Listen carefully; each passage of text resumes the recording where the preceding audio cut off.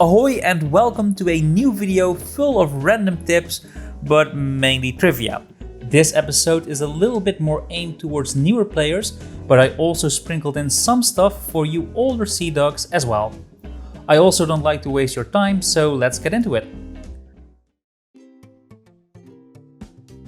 So let's start with talking about animal variety. Some players, myself included, have been asking for more animal variety in this game, but there might already be more animals in the game than you think. Observant pirates have probably seen these flocks of parrots or a cloud of bats in the game, and this is great, but really keen eyes might even have noticed something a bit smaller, like a firefly. These glowy bugs can be found around some light sources, and the developers even went so far as to actually animate their wing movement. Another example of Rare's attention to detail, and I love it. When going through the captains of the damned Tall-Tale, chances are pretty high you will notice this galleon crashed into the swamp. This ship is called the Blue Bayou and is actually a reference to the Disney restaurant of the same name. So yeah, great Easter egg. And for those that tried to sail away in these tall tales before they completed certain objectives, they quickly found out they couldn't. Until you meet certain requirements, your capstan will have this ghostly lock around it. Now, wouldn't that be a fun tool to use in PvP? Also, the Ferry of the Damned in these tall tales is not exactly the same as the one we get sent to when we die.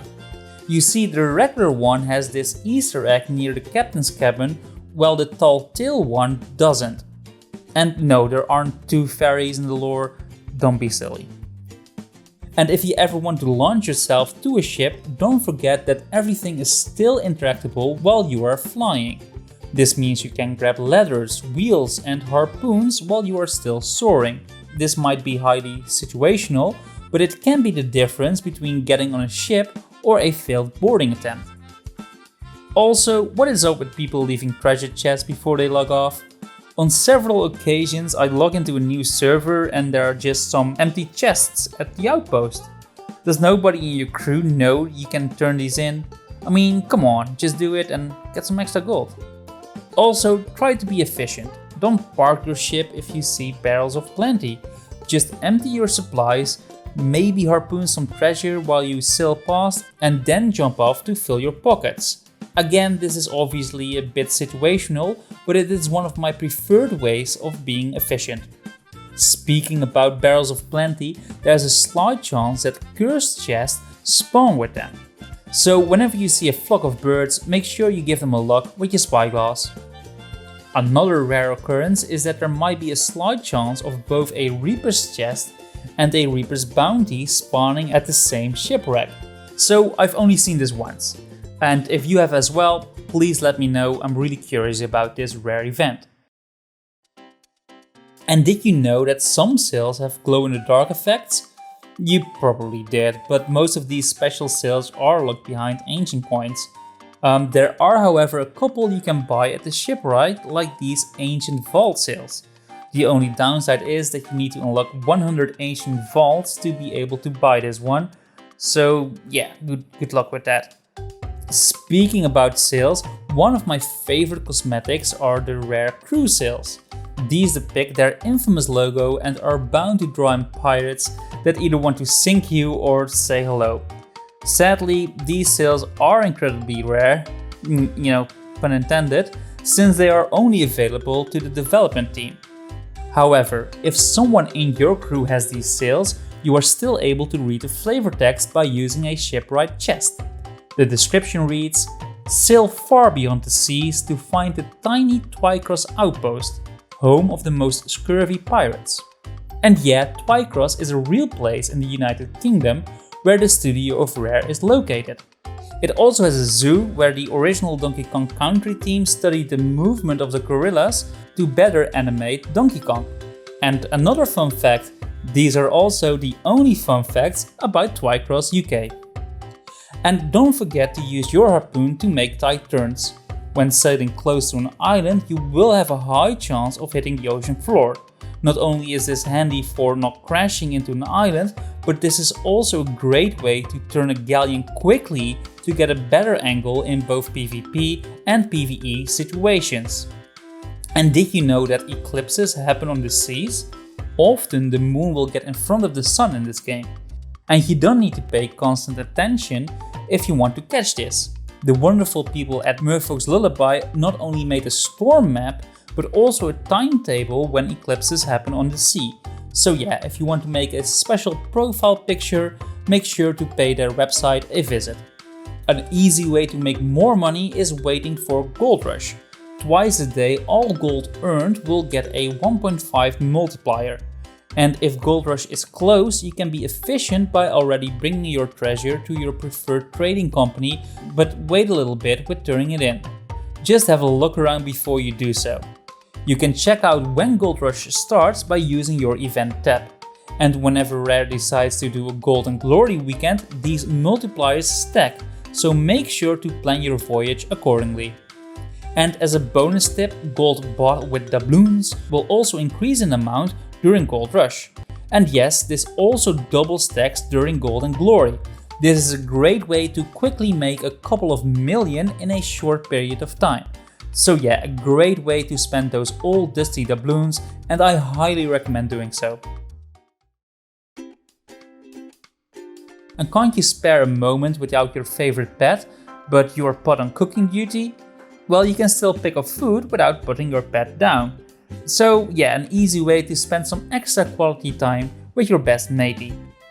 And did you know that in the captain's quarters of the galleon there is a pocket watch that shows the time? Well, now you know. Another attention to detail are these weapons in front of the Tavern of the Damned. These actually belong to some of the pirates that are already inside. And their choice of cosmetic also gives a big hint to whom these weapons belong. And here's a tip for any new players that I've probably mentioned before. But yeah, awareness is key. This is also the reason why playing with at least one other person is my preferred way of playing. But even on a galleon you need to be wary. So I'm getting harpooned right here, and I think, hey, this is one of my buddies. But no, we actually got surprised by a solo slooper. This player was actually really friendly, but as a rule, it is better to assume other pirates always want to take your treasure, and they will shoot you in the back whenever the opportunity arises. At least, you know, that's what I do. And did you know that getting killed by sirens will give you the blue flame, while getting killed by an electric ocean crawler will give you white? Just keep in mind that most of its attacks will still give you the green flame. The best way to get white is to get your health low, get close, and shoot the electric orb whenever the eel is charging. This method might often be easier and faster than trying to die by lightning, so keep this in mind whenever you want to do the Fort of the Damned. And I know I'm a bit late with this, but the best way to deal with gold skeletons is to use fire. This is especially great if it's a group, since they will relight themselves whenever they get close to each other. It also saves a bunch of ammo and a bunch of time. So yeah, I'm pretty sure most pirates know this by now, but I hope at least one new player learned this strategy today. And did you know you can just fish inside siren structures? I haven't tested this for, all the shrines, but most bodies of water that are there are also fishable. So yeah, this gives you something to do while you let your crew search for those lost missing journals. And here's a tip that I actually learned a couple of months ago, and I kind of feel dumb for not using this before. Often when you board a ship, you will make a sound which gives a pretty good hint to the enemy player you are boarding his ship. But while holding block on your cutlass, you can grab the ladder without making any sound.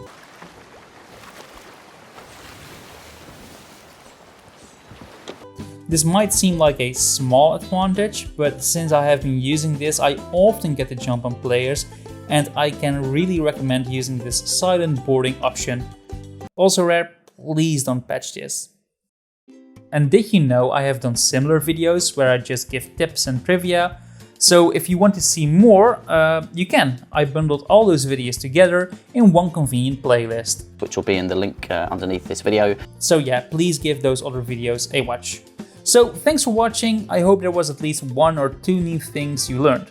Don't forget to subscribe and, leave a thumbs up. That's always appreciated.